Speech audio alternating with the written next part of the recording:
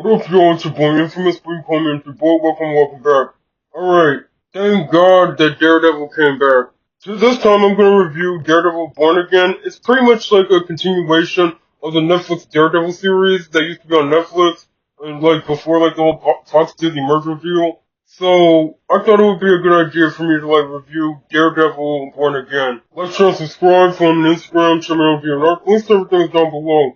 And guys, if you want to get my videos like before they come on YouTube, head over to my Patreon page. The season starts out with Matt, aka Daredevil, pretty much going out with his friends, Foggy Nelson and Karen Page. They were working in a law firm together called Nelson, Murdoch, and Page. Foggy and Matt were pretty much lawyers, while Page is pretty much like the secretary and they're kind of paralegal, I guess. She used to be like a reporter in the original series.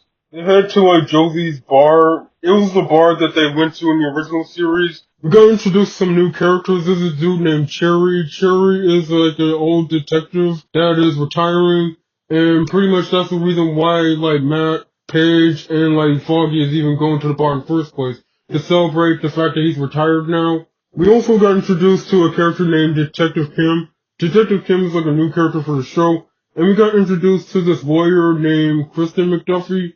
She's a friend of Foggy's. They were all chatting up, having a good time. Everything was going good. Karen and like Matt were like flirting for a brief second, but then they like stopped because like they kind of agreed to be friends. Later on, Foggy kind of like got like a call from like a client that he was working with. Matt kind of like told Karen that he kind of need to go outside with Foggy, and pretty much Foggy told him like, hey, I was working on this case with this like dude named Benny.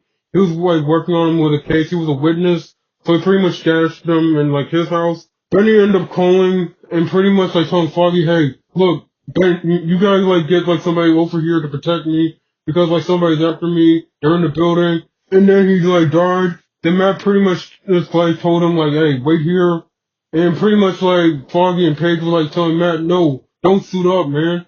But Matt kind of suited up and pretty much like got his Daredevil outfit. And he pretty much was going on top of a rooftop listening for everything around him. There was a dude by the name of Benjamin Poindexter. In the original series in the third season, he was like a former FBI agent that was manipulated by Fisk. This dude had like crazy accuracy skills, man.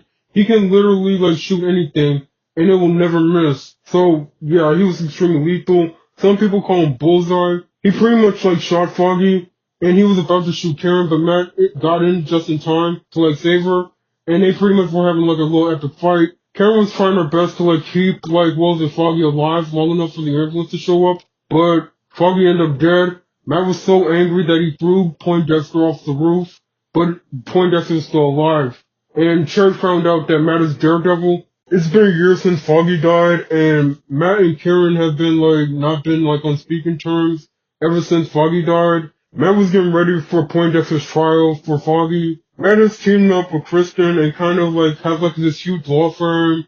They pretty much are making good money now. Kristen was asking Matt like if he's gonna be okay during that whole trial because of Benjamin like killing like Foggy and it might send him over the edge. Matt told her like, hey, everything's gonna be cool, everything's gonna be fine. Cherry pretty much like work with Matt and Kristen now at like the law firm. He's not no lawyer or anything. He's just a private detective that Matt pretty much hires out to like do some digging and stuff. At the courthouse, the trial was going on. Matt was called to the stand. He was giving like a speech about Foggy being dead. And Karen showed up to like watch the whole trial. The judge sentenced Poindexter to pretty much like life in prison with zero chance of parole or getting out. After the trial, Matt tried to like persuade Karen to like move back into Hell's Kitchen with him again, but Karen kind of like moved to San Francisco and told him like, no, Matt, I just can't anymore. We tried to reconnect multiple times, but it's not working. Like, Matt pretty much shut Karen out after Foggy died. Karen did ask him, like, what about Daredevil? Like, what about Daredevil? You still gonna be Daredevil again? Matt pretty much said no, never again. I'm done being Daredevil. Karen pretty much like left and pretty much like told him like take care of yourself. I wish you the best. Alright, time to speed things up. Wilson Fisk, aka Kingpin, is back. He reunited with his wife Vanessa. Vanessa also knows that like Kingpin is like a criminal and all that stuff. He reunited with her. Their relationship is kind of strained at this point, and like he told her like it's time for him to become mayor and all that stuff. Eventually, like, Matt found out that, like, Kingpin is running for mayor now. Matt and him kind of, like, had, like, a little chat in the diner about their lives. Kingpin already knows that Matt's Daredevil, but he, like, didn't say nothing because they had, like, a little deal. Pretty much, like, what was it? They were talking about, hey, if you destroy me, I destroy you. Matt ended up, like, dating a psychologist named Heather. Like, he was happy and everything else. Eventually, like, Fisk won, and he actually became mayor of New York. We got introduced to this character named pretty much B.B. York, who's the niece of like Ben York, the reporter that Karen used to work with that Fisk got killed, and she became a reporter just like Ben. I was taking on a case involving this dude named Hector Ayala. He was like accused of like killing a cop, but he didn't have nothing to do with like he didn't like kill the cop. He like tripped and fell and kind of like got killed by a subway. I was doing some digging while like investigating the whole case. And pretty much he found out that he's White Tiger, and pretty much he used that as a legal strategy to get him out of like jail, because like he's his hero and all that stuff. I managed to like get Hector out there, and pretty much Hector ended up getting killed by some dude, pretty much like pretending to be the Punisher. Pretty much like there's like a group of cops who pretty much like follows like trying to like be like the Punisher and all that stuff. There's like the serial killer named Muse who pretty much like kills people and like uses their blood to like make paint, and even painting murals all over the city. I became Daredevil again to like protect Hector's niece. He managed to save her from Muse, and Fisk like found out that like Matt is like gonna be Daredevil again. And so we pretty much like came up with like an anti-vigilante task force designed to hunt down like anyone that's a vigilante. Matt eventually put two and two together and found out that Vanessa had something to do with Foggy being dead. Vanessa put a hit on him. That's why Dexter like killed like Foggy in the first place. Eventually like Poindexter like escapes, and he was about to like go after the Fisk at like some sort of party. Poindexter was this close to shooting Fisk, but Matt kind of like got him away and got shot himself, and now he's in the hospital. Fisk pretty much doubled down on the whole anti-vigilante task force. Pretty much like had the whole city like shut down. Kingpin sent one of his goons to like take out Matt while he was in the hospital. But luckily, thank God, Frank Castle, the Punisher, pretty much showed up. He got a little call from Karen and pretty much told him like, hey, look after Matt, get him to safety. Matt suited up in his Daredevil outfit, and him and Frank pretty much like took on like the anti-vigilante task force. Karen showed up. They all were in the hideout, and pretty much Frank told him like, hey, you guys deal with like Fisk and the anti-vigilante task force. I'm gonna do my own thing. Matt and Karen were this close to like taking him on, but then like she realized that hey, right now we're outgunned and outnumbered. We need to like build up an army. So they pretty much like were laying low until like they got their army needed to take down Fisk. And that was the end of the season. My prayers have been answered. Thank God, hallelujah. Daredevil is back. Bro, I've been waiting for like Daredevil to come back for years, man.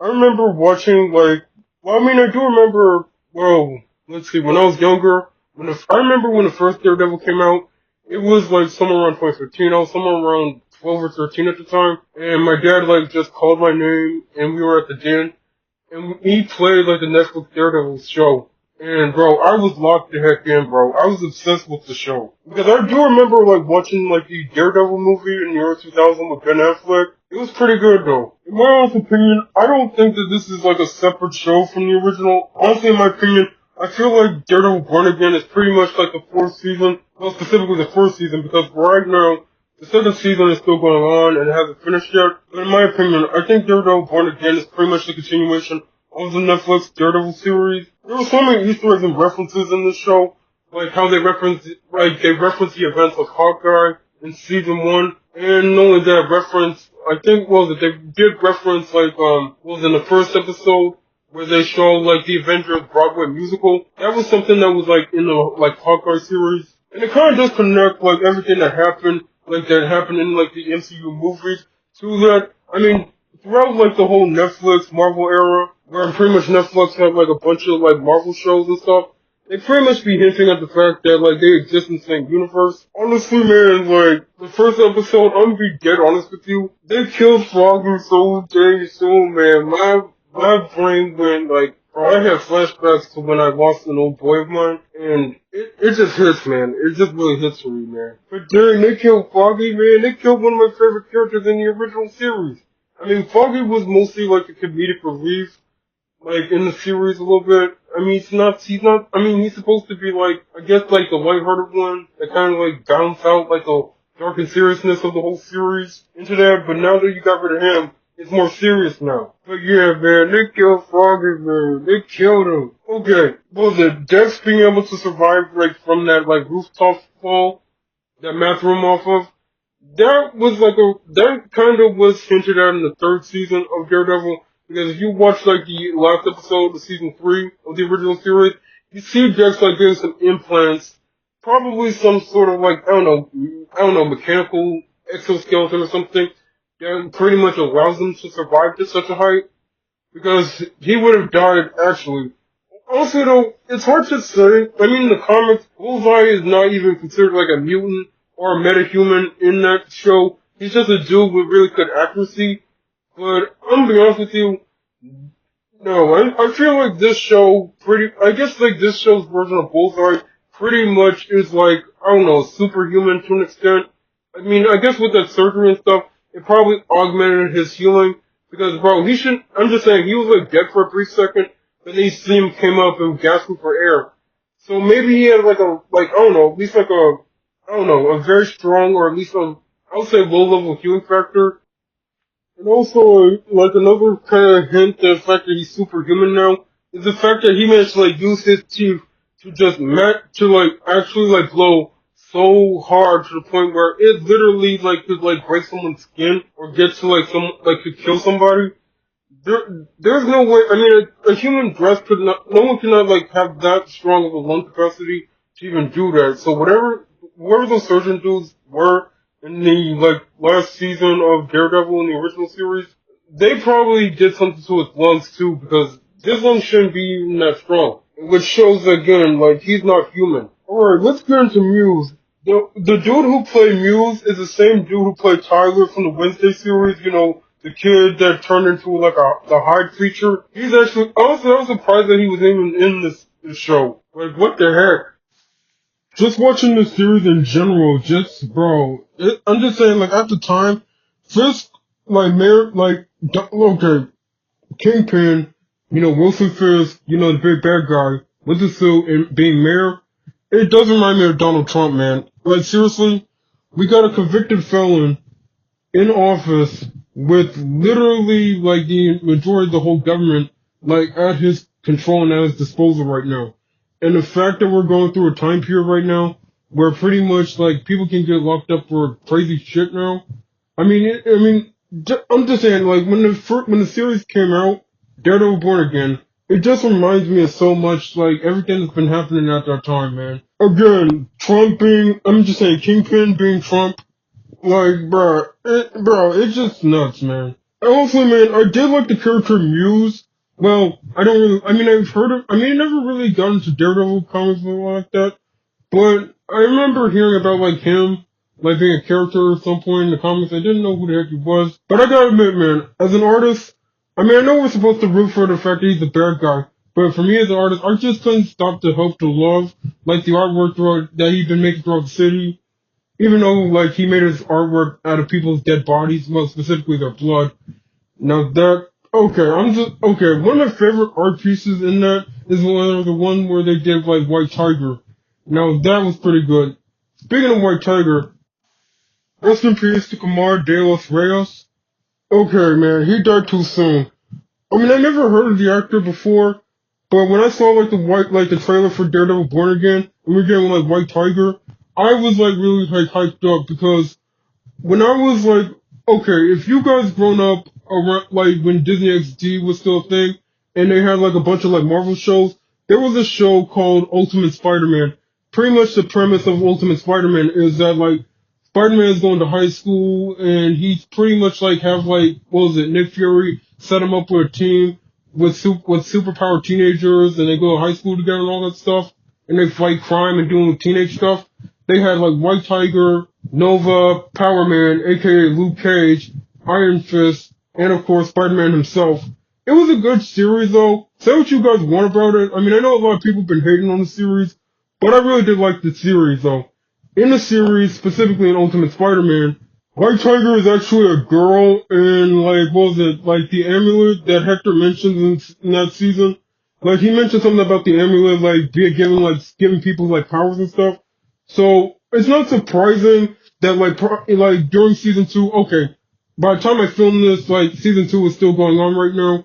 But like, I'm not gonna be surprised that what was it? We're gonna see like her getting powers or her helping Matt to like really do anything. I mean, well, again, like I said, I'm on season 2 right now because it's still going on right now. But I'm not gonna be surprised. I mean, hopefully they show like her like using powers in like the end of the series. I mean, end of the season. I mean, or at least like if not in this season, at least season 3 at least. Because please give us the heck. I'm just saying, give us the White Tiger from Ultimate Spider-Man. Please, please give us that, Marvel. I mean, heck, if you guys want me to like show you the receipts, how did that little girl manage to like get into like the whole morgue, autopsy room by herself? With how did she get in there? Well, clearly, like I don't know, man. I feel like Hector might have teach her like a couple things because there's no way that that little girl knows how to do that by herself. There's no way. Rest in peace, Camar de los Reyes, man. You were gone too soon. Bro, when they brought like John Berthol's The Punisher back, bro, my mind went insane, man. But for those that don't remember, like the Punisher, at least John Berthol's Punisher's like character like showed up in the original Daredevil series, specifically within season 2 of the Netflix show, where pretty much like he was hunting down the people that were responsible for his family. He was taking down a bunch of mobsters. And I forgot like the whole storyline, but all I know is that Frank Castle was pretty much like, had this little philosophical debate with Daredevil about like, him like not killing his bad guys. Oh my god, bro. Like they brought like the same argument back for this season, and honestly, that was a smart move because for right now, like the fact that like what was it, Matt was this close to killing Bullseye on that freaking rooftop, like he wanted to kill him, but he didn't know. But yet he felt so much guilt and so much anger when Foggy died. Bro, honestly, man, like, out of all people to, like, talk to him about, like, killing people or, like, almost close to, like, crossing the line again, Frank would be that dude because, bro, I mean, like, bro, if you have not watched the Punisher series, I highly recommend you guys check it out. Speaking of which, I will, like, review, like, the original Netflix Punisher series because, well, what was it, Frank Castle, like, the Punisher, is about to like have his own special on Disney Plus. I think it's like okay, I forgot the title, but the point is he's getting his own special again, and yeah, your boy gonna definitely talk about that too. So might as well get ready for that though. Not only that, I might as well like review like the other Marvel Netflix series because I've been putting it off too long. It's time for me to start making excuses and stand on business when it comes to this, man. Alright, let's talk about Muse for a second. Like the actor who played him is the same actor from the Wednesdays TV show. Now that gave me a little goosebumps when I saw him like in this show. I had goosebumps, man. I was geeking out. Let's talk about BB Urich, the niece of like Ben Urich, the character that like Karen was working with in the original series to expose Fisk, but he ended up dead. Honestly, it makes sense for her character to be part of the story because after all, like BB like did play a role. I mean, okay, not BB, I mean Ben Urich like played a role, and it's not going to be surprising that like someone in his family probably think that like Fisk has something to do with the murder. And it makes sense for her to be a journalist because hello, Ben was a journalist. Hopefully like they keep her alive in the series. I mean, I'm not gonna be surprised if she ended up dead, like trying to investigate Fisk like her uncle. Or at least like survive long enough for like the truth to get out about Fisk, like how he's manipulating the system and everything else. Honestly, that would be a great like again like a great full circle moment for BB because like her whole reason for her to be like a journalist was because of her uncle. So in a sense, in a way, she's pretty much avenging him for like for what Fisk did by exposing Fisk for what he's doing. You know what I mean? So I'm just saying, very important to the story. Hopefully, like she lives long enough, like in the series, to like keep like what was it to expose Fisk and survive. Okay, going back to the Punisher thing, where pretty much like his fanboys, the people who support Frank Castle and like what was it, wear his like skull mask and all that stuff. It kind of does it does resemble and it does remind us that like in real life, like in case you guys have not been paying attention over the years, like there have been like a bunch of people who misappropriate like the Punisher skull and kind of like add its own different things. There are some people who had it with the Confederate flag, the police flag, And what was it? One of them like had like Donald Trump on it. I mean, one that's supposed to look like Donald Trump. Frank telling him like, hey, if I catch you guys like wearing my logo and trying to like be friends of mine, I'm gonna whoop your ass. I'm glad that they put that there because again, it kind of fits in with the whole story itself. With like Fisk using like corrupt cops that pretty much like wanted to like kill people or like rough them up really badly without getting in trouble. It makes sense. If you guys haven't been like paying attention over the years, like a lot of people have been like misappropriating like the Punisher skull, like over the years, because like there are some people who like mix the Punisher skull with the Confederate flag and let's see the cop flag, and some people mixed it with like Donald Trump's hair. And be honest, man, in real life, I mean, if anyone who actually read the comic books knows that like Punisher is definitely like anti-cop, especially anti-corrupt cops, and with like everything that's going on right now. He wouldn't stand for like the cops actually like, doing what they're doing right now. Heck, like throughout like the entire summer last year, what was it? There have been like a bunch of people who like created like a bunch of art where Punisher pretty much like beat up a bunch of ICE agents. Even like one of them like wearing like the Punisher skull. This shows you that like a bunch of conservative people really do not have like no media literacy whatsoever, man. If Frank Castle the Punisher was actually a real dude, like actually like active right now, like there's some dude who really is like acting and behaving like the Punisher in the comics, trust me, these right wing idiots, they would be on this hit list. They'll be the number one people on this hit list. Because may I remind you, like out of all the characters in Marvel, Punisher is more of an anti-hero than like a superhero. Because like bro, he always like kills his bad guys most of the time. Like he don't like send them to jail or anything like that. Like he puts them down. Okay, let's talk about like Heather Glenn's role in this whole thing, you know, Mac's girlfriend in the series. Her trying to write a book about like vigilantes and why do we love vigilantes and superheroes so much.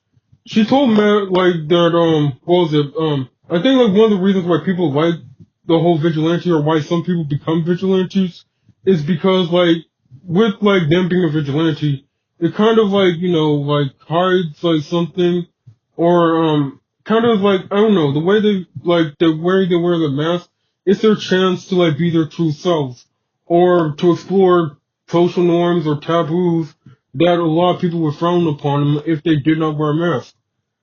And I'm not gonna lie, it kind of does feel accurate though.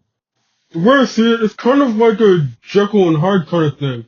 You know, like Henry Jekyll, the repressed, geeky, lame, boring scientist, and Mr. Hyde, his alter ego.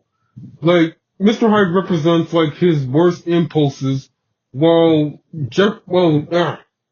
while Hyde is Jekyll, you know, the doctor, pretty much like, you know, I guess what I'm trying to say is Hyde represents everything that Dr. Jekyll like wanted to be, like daring, dash, evil, and with that serum and with that potion, he could like really be his true self. Because the truth is, everyone's wearing a mask. Everyone has ulterior motives. I mean, I'm not a psychologist, guys. I'm just giving my own thoughts and perspective on this. I mean, I did take a psychology class in high school. I mean, not high school, college. But I mean, I don't remember a few things about psychology. But point is, I honestly do agree with her a little bit on like why people become vigilantes and all that stuff. One of like the Easter eggs that kind of like found like in like the first episode was when like you know Kingpin was like debating with somebody, and he mentioned like how he had encounters with Punisher, Daredevil, and Spider-Man. I mean, it does make sense like now like they kind of like hinted at Spider-Man.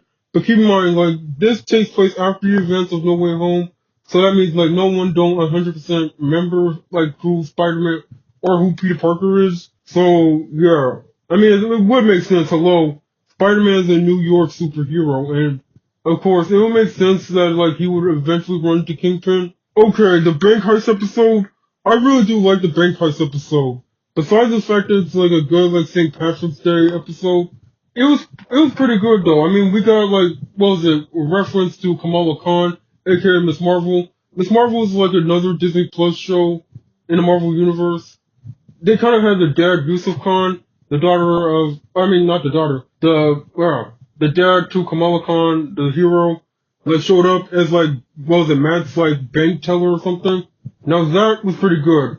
And also, I like, was it that the inside girl kind of looked like Dora? I'm just saying, like, her whole outfit, pink shirt, orange shoe, I mean, not orange shoe, orange bottoms or something. She kind of does look like Dora for a brief second. You know what I mean? Okay, in the last episode of, like, the season, where pretty much, like, what was it, after, like, Bullseye, like, shot Matt, trying to, like, kill Kingpin, bro, honestly, Kingpin, that was a smart move, because think about it.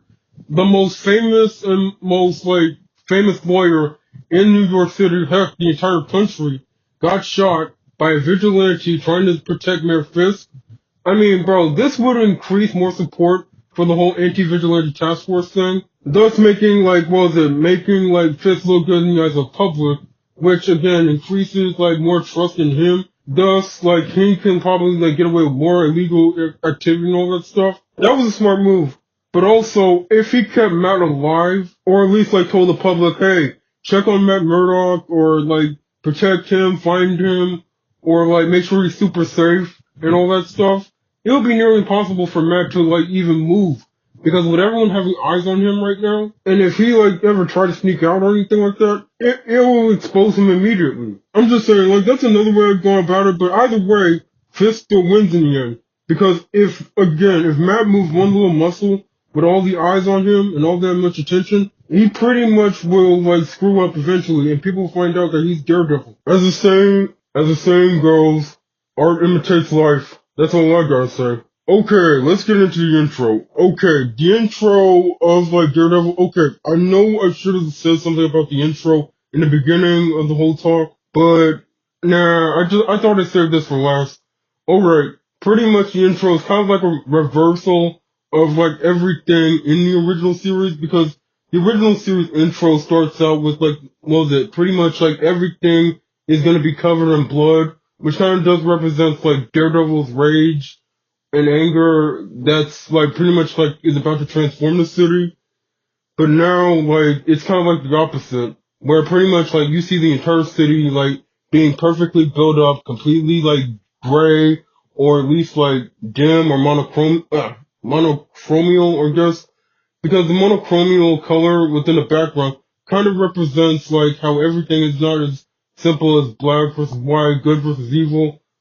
That's kind of like how, like, the original show is kind of like framed, like, good versus evil, but now, Matt have to do a little bad to do a little good. It kind of does, like, shows that. And also, like, everything in the background, like, from, like, the churches, what was it, Nelson, Murdoch, and Page, like, being, like, broken down, it kind of does represent the fact, like, what was it, for Matt, like, everything, like, came apart right after Foggy died.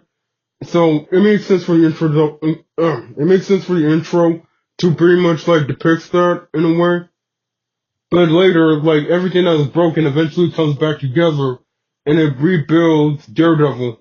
Thus, Daredevil Born Again. Alright, that's it for Daredevil Born Again. Like I said, I'm gonna, like, review or possibly, like, recap, like, all the other Marvel Netflix shows, especially The Punisher, because of, like, again, his appearance in, like, Spider-Man, like, Brand New Day, and what was it, like I said, the Punisher special. So, yeah, your boy really need to lock in on that. Like, share, and subscribe, come on Instagram, check me out, David Hart, links to everything is down below. And boy, out.